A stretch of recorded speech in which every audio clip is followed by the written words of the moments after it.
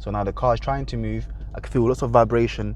The car shaking a lot. It's making weird noises as well. So on my comments, I get a lot of people saying, RIP clutch, you're gonna burn the clutch. Doesn't that burn the clutch? On this video, I'm gonna show you what burns the clutch, what damages the clutch, and what's just normal driving. Let's get into it.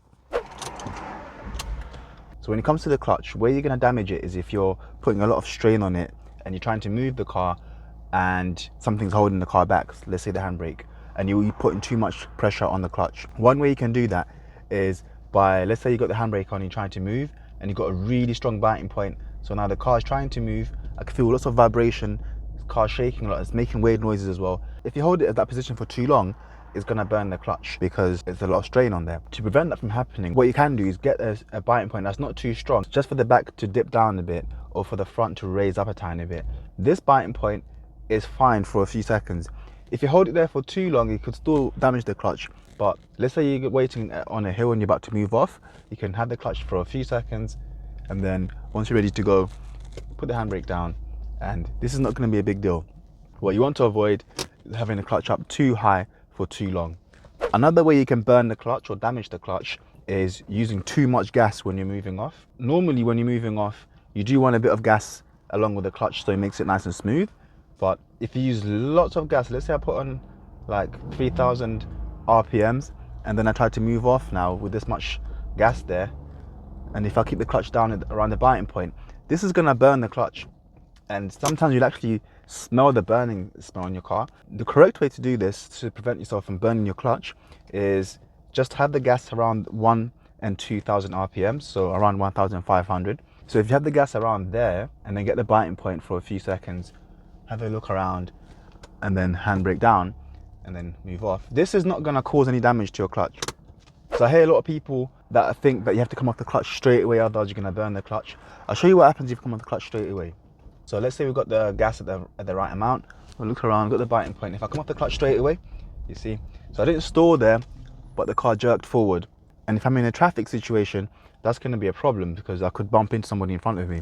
So what I really want to do is hold the clutch for a few seconds as I'm moving off. So I'm just gonna have a look around, make sure it's safe. And then when I do move off and I've got the gas on, and I've got my clutch still, I'm holding it there. And then now that I've moved off, I can release it a bit more. I don't wanna come off straight away because that's gonna make the car move in a jerky way, or it might make it move too fast.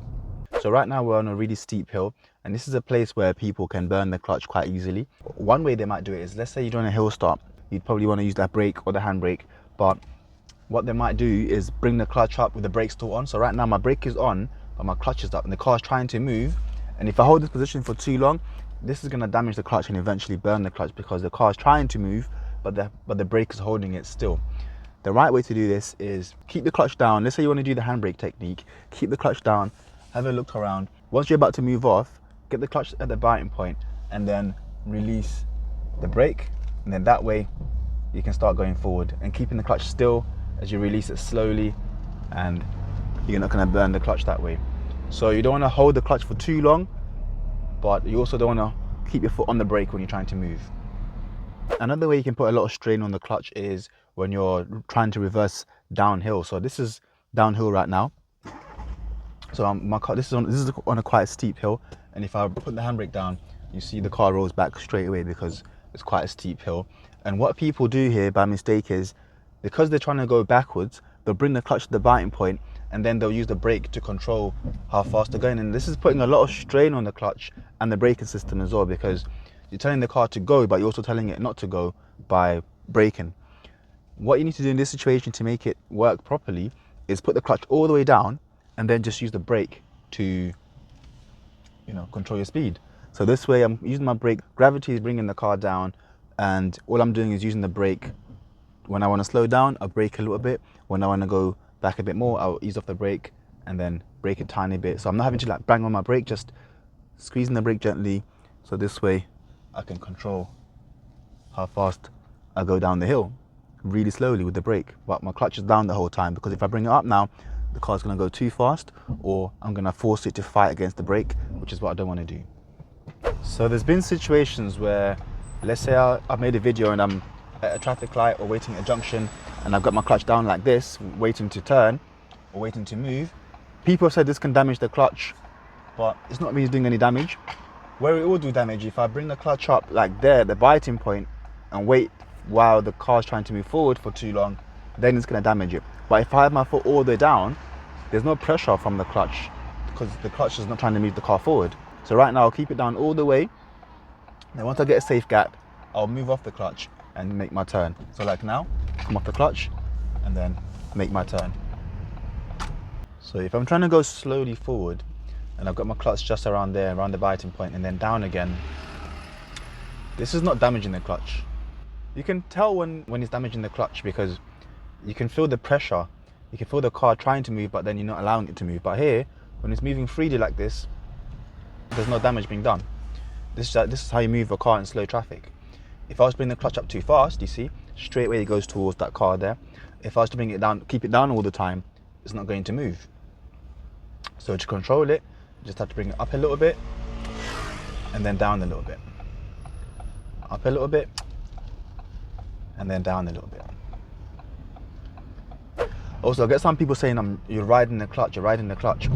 If you're just resting your foot near the clutch like this is not riding the clutch. What is riding the clutch and what will damage it is if you press your clutch down as you're driving. So if your clutch is pressed down as you're driving, this is going to cause the clutch to be worn out quicker than it needs to be. So what you can do instead is have the clutch, have your foot up, have your foot near it, but not pressed down until you're ready to stop. So once you're driving normally, and if you've got your foot on the gas, you shouldn't have your clutch down and have your foot on the gas at the same time. It should be one or the other. The only time you should have your foot on the gas and on the clutch as well is when you're moving off in first gear or if you're reversing. Otherwise, you don't need to be pressing the gas and the clutch together. And you will know if your foot is on the clutch when you press the gas and you see the revs going up, but your speed's not going up. Yeah, that's when you know you're riding the clutch.